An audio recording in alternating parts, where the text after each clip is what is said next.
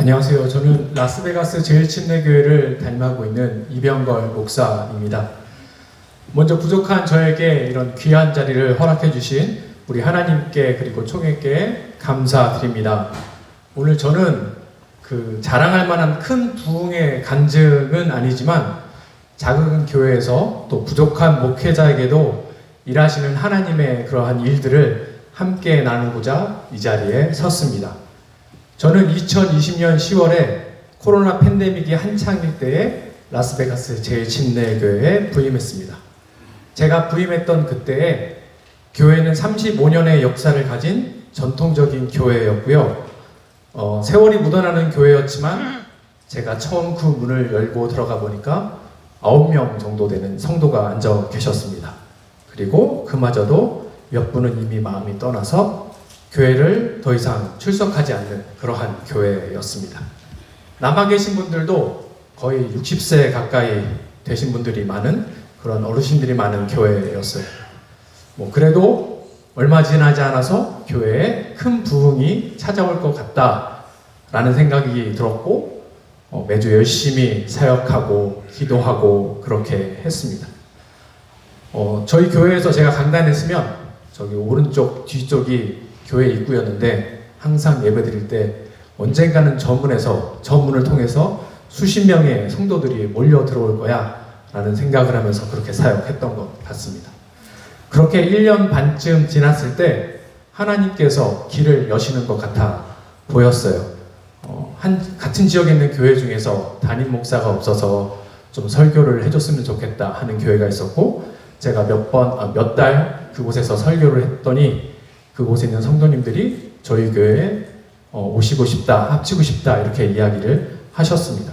저는 거절할 이유가 없었기 때문에 그렇게 하기로 결정을 했고 9명도 되지 않았던 교회가 30명이 넘는 그러한 교회가 되기 시작했습니다. 텅 빈 예배당에 다시 찬양 소리가 차오르기 시작했고 제가 그때 들었던 생각은 이제 됐다. 이제 하나님이 큰 일을 행하시겠구나. 센세이션한 일이 생기겠다라고 생각이 들었습니다. 근데 바로 그때 저를 청빙하셨던 분이 계셨는데 그분이 계속해서 교회의 주도권을 갖고 싶어 하셨어요. 제 설교를 듣고 제가 좋아서 성도들이 교회에 많이 오면 그분이 주도권을 뺏길지도 모른다는 생각이 들으셨는지 저 몰래 성도들을 만나기 시작하시고 뒤에서 험담을 하시기 시작하시고 그래서 교회가 분열되기 시작했습니다. 그랬더니 그 모여있던 성도들이 하나 둘씩 다 떠나기 시작하고 30명 모이던 그 자리에 딱 3사람이 남게 되었습니다. 텅 빈 그 예배당의 빈 의자를 바라보았던 제 마음은 지금도 잊지 못합니다. 또 남은 분들이 어느 날 저에게 찾아오셔서 이분들이 저를 격려해 주시려나 보다 했더니 그게 아니라 그 당시 교회에 빚이 있었는데 재정 계획은 어떻게 되냐, 목회 계획은 어떻게 되냐 이렇게 물어보셨습니다. 저는 평생 우울증 이런 거랑은 담을 쌓고 살았는데 처음으로 이런 마음이 우울한 마음인가? 라는 마음이 들었고 그냥 혼자 있고 싶다라는 생각이 많이 들었습니다. 저 처음 목회하는 거니까 어떻게 해야 될지도 모르겠고 또 아무 대답도 할 수 없는 제 자신이 너무 초라하고 또 밉고 그렇게 했습니다. 그 시기의 밤은 참 길었던 것 같아요. 잠도 오지 않고 그때 제가 가장 깊이 느낀 감정은 바로 외로움이었습니다. 아무도 제 무게를 대신 져줄 사람도 없고 제 마음을 이해해 줄 수 있는 사람도 없다라고 생각이 들었습니다. 그런데 그때쯤에 이태경 총회장님이 먼저 제게 전화를 주셨습니다. 그러면서 목사님, 제가 어떤 목사님으로부터 소개를 받았는데 제가 목사님이랑 같이 멘토도 하고 코칭도 하면 어떨까요? 이렇게 물어보셨어요. 근데 그때 제가 그 전화를 듣고 어떤 생각이 들었냐면 이게 천사의 목소리인 것 같다 라는 생각이 들었습니다. 왜냐하면 제가 그게 너무 필요했기 때문에 그래요. 그래서 그 한마디가 캄캄한 방에 들어온 한 줄기 빛과 같았고 저는 망설임 없이 하고 싶습니다 라고 대답했습니다. 그래서 그 해에 달라스에서 목회 코칭 세미나가 있었어요. 그래서 거기에 모임에 참여하고 그렇게 총회장님과의 개인 코칭이 시작되었습니다.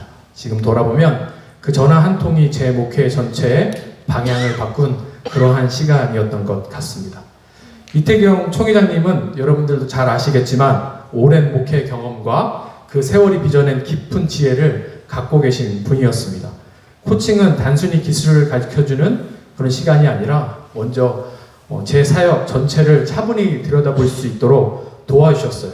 그래서 무엇이 무너졌는지 또 무엇이 아직 남아있는지를 함께 점검해 주셨습니다. 그리고 저는 막연하기만 했던 목회 비전을 처음으로 글로 적어 보았습니다. 이 교회를 통해서 하나님이 무엇을 이루시기를 원하는가. 그래서 흩어졌던 제 생각이 비로소 하나의 방향을 갖기 시작했습니다. 저희 교회 비전은 만남, 변화, 기쁨입니다. 성도가 하나님을 만날 때 삶이 변화되고 기쁨이 찾아옵니다. 성도들이 좋은 교회 공동체를 만날 때 변화가 되고 기쁨이 찾아옵니다. 성도들이 믿지 않는 자들에게 복음을 전하고 그들이 하나님을 만날 때 변화가 오고 기쁨이 찾아옵니다. 그래서 그 비전에 따라서 목회를 다시금 시작했던 것 같습니다. 그뿐만 아니라 총회장님은 떠나간 성도들의 마음도 끝까지 남아준 성도의 마음도 어떻게 헤아려야 하는지 가르쳐 주셨습니다. 상처받은 제 마음만 들어봤던 제게 양떼의 마음을 보는 눈을 열어주셨습니다. 그리고 한 사람의 리더를 어떻게 세우는지, 한 영혼을 어떻게 품고 목양하는지 배우기 시작했습니다. 그래서 좌충우돌하면서 혼자 헤매던 제게 그 시간이 길을 아는 분이 제 곁에서 함께 걸어주는 그러한 시간이 되었습니다. 그래서 더 이상 나는 혼자가 아니구나 라는 생각이 많이 들었던 것 같습니다. 그러자 제 삶에 또 제 목회에 놀라운 일이 일어나기 시작했습니다. 무너졌던 목회가 조금씩 다시 건강해지기 시작했습니다. 성도들이 하나님을 만나야 변한다고 제가 말씀드렸는데 그러한 부분에 먼저 집중해서 목회하기 시작했어요. 주일 말씀과 성경 공부를 통해 성도들이 하나님을 만나도록 도왔습니다. 그러자 진짜로 성도들이 변하기 시작했습니다. 비록 3명뿐이었지만 그 성도들이 말씀 안에서 영적으로 자라기 시작했습니다. 저를 신뢰해주기 시작했고 그때 비로소 성도들이 내 교회를 지키는 일이 아니라 하나님 나라를 세우는 일이라는 것을 알고 저와 함께 사역에 열심히 동참하기 시작했습니다. 성도들이 하나님을 만나자 마음이 변하고 예수님을 믿지 않는 사람들을 만나는 일에 같이 중점을 두기 시작했습니다. 그래서 저희가 캄보디아 시엠립으로 단기 선교를 떠났습니다. 작고 연약한 교회였지만 국내 선교부 총무로 계시는 고명천 목사님에게 DST를 배우고 그것으로 복음을 전하기 시작했습니다. 한 일주일 정도 선교를 갔는데요. 저희가 무려 100명 가까운 사람들에게 전도를 하고 또 많은 사람들이 그 복음을 듣고 예수님 앞에 돌아온 일들을 성도님들이 경험하기 시작했습니다. 그랬더니 성도님들이 또 변하기 시작했습니다.